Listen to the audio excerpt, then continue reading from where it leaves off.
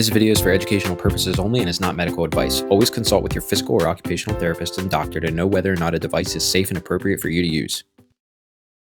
There is so much junky equipment on the internet right now that when you look at a stair cane, it's fair to wonder, does this thing even work? I mean, it kind of looks like a cane and a railing had a baby. So is it actually useful, or is it just another gimmick that the internet convinced you to buy? Hi, I'm Dr. Chuck, physical therapist, bringing you practical tips and tools to keep you moving with confidence. Now, when I first saw a stair cane, I thought it looked a little gimmicky, but then one of my patients bought one. We tested it out, and it was definitely a game changer for her safety and stability on the stairs. I think they can be especially helpful for people struggling on stairs because of leg weakness, knee buckling issues, or perhaps pain after surgery, or just plain fear of falling.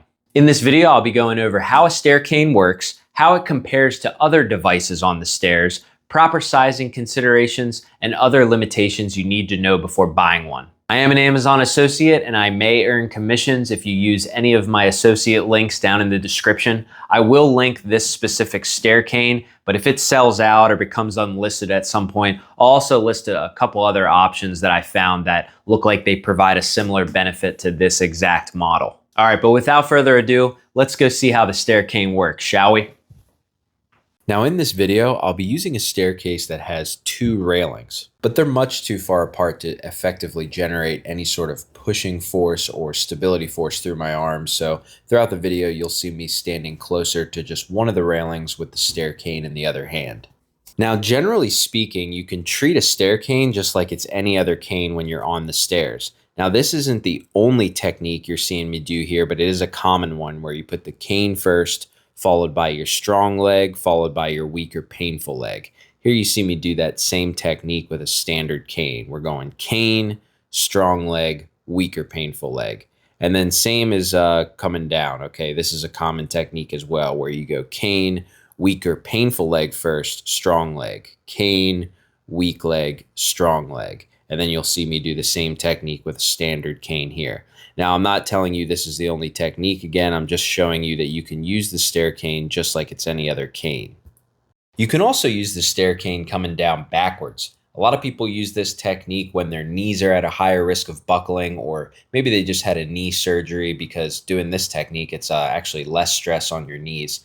Plus, it's a lot easier for a caregiver, friend, family member to guard you standing behind you compared to when you're coming down forwards.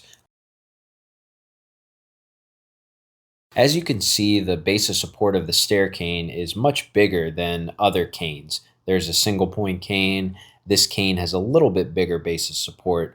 A quad cane is even bigger with 4 points of contact. And then we have the stair cane with the base of support spanning 2 stairs. So when you put pressure down through it, it goes through the 2 feet on either stair. So it is the most stable because it has a bigger base of support.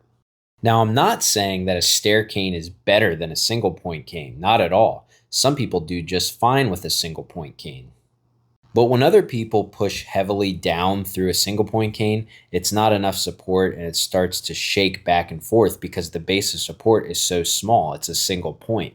Some people especially struggle with this shakiness when they're going down the stairs.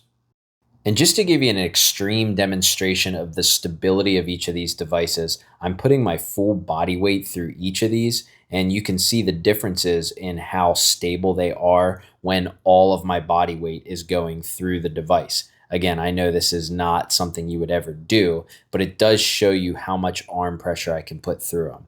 Here is the quad cane, which is definitely more stable than a single point cane. I can put quite a bit of weight through it, and I've had a lot of people use quad canes for stability on the stairs. But now the stair cane, again, it's a bigger base of support, and I could seriously hang out there for probably a couple minutes. As long as I have it sized appropriately. It is very stable and more capable of taking pressure through your arms. And quick shout out to quad canes. I love quad canes and they're a great stable solution for some people, but sometimes the stair isn't big enough and the prongs are off the edge, or you have to turn it sideways, and it's just not always ideal.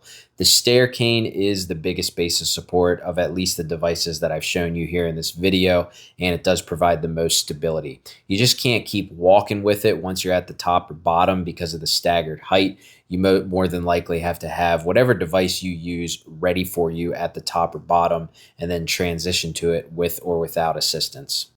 Now, for some people, especially who are at risk of their knees buckling, this transition from their device to the stair cane and the railing can be a little bit dicey, especially, again, if they're at risk of knee buckling. So it might be a situation where you definitely need somebody with you, guarding you as you transition to the stair cane.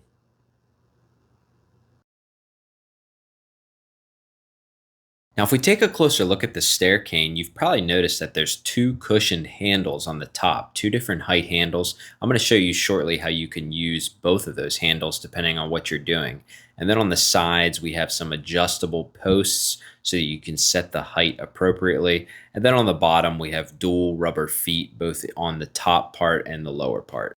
Now, it's super important that you size the stair cane appropriately to your stairs so that both the front and back posts are totally vertical and perpendicular to the stairs, allowing for maximum stability. And because everybody's stairs are slightly different heights, this specific stair cane has dual push buttons, which just allows for a lot finer and precise adjustments depending on the height of your stairs. And super important safety tip here, guys.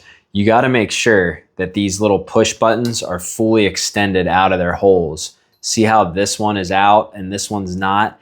If you let that stay in there, the whole thing could collapse on you. So you definitely got to wiggle it around until both of those push buttons fully extend through either hole.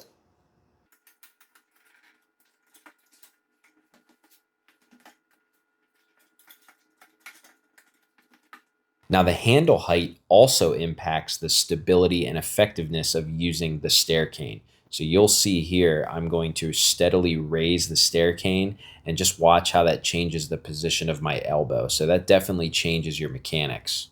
It's just like any other assistive device. You have to adjust that thing properly so it matches your height and your posture so that you can have maximum stability when you're using the device.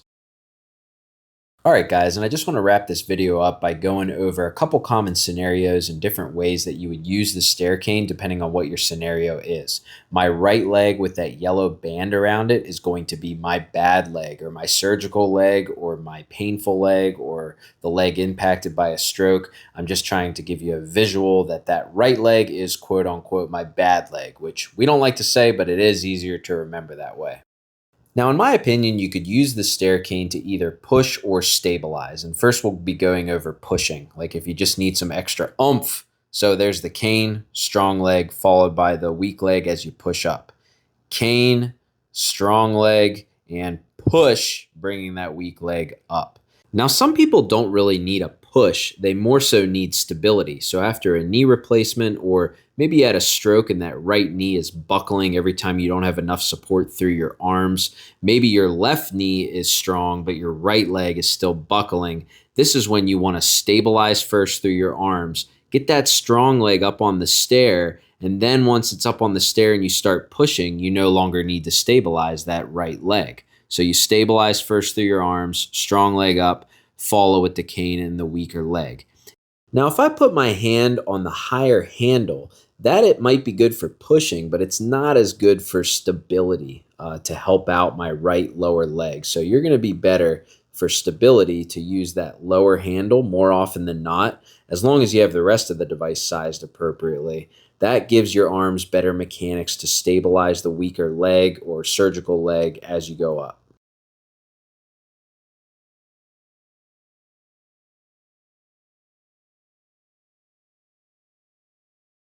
And you're going to want to do that same stabilizing thing when you come down, okay? I got the stair cane down. I'm going to stabilize through this top handle, stabilize on the railing. My arms are solid. Here's my bad leg here. I'm going to lower that down, let this top leg, the strong leg, do all the work, okay? Lower down, stabilize before I lift this back leg up. So this is one way you can come down in a situation where you have a quote unquote bad leg. And you can also do the backwards technique. Some people really like this because it puts less stress on your knee. So the backwards technique, in that case, I would actually be holding the lower handle here. So as I come down, I'm gonna stabilize first, lower that bad leg down, both feet on the stair. Cane, stabilize through the arms, lower that bad leg down, stabilize as I take the strong leg off. And guys, I just got to stress one more time. Your handle choice, your sizing, and your technique are super, super important, and they vary from person to person. So if you're not sure, I highly recommend you have a physical therapist help you size the stair cane and help you figure out what the best technique is for you, as well as training your friend, family member, caregiver on how to properly keep you safe when you're using the stair cane. All right, guys, so that is my breakdown of the stair cane. Just remember that sizing is super important, and if you're unsure of technique, always check with your physical therapist. And like I said, I'll put the link to this specific stair cane down in the description below, as well as a couple other models that look similar to this one in case this one sells out or becomes unlisted. And if you found this video helpful, hit that like button, hit that subscribe button so I can keep growing my channel and keep bringing you guys videos just like this. I'll try and put a subscribe button right here on the screen for you. And as always, guys, remember, movement is medicine. I hope you guys have a great day, and thanks for watching.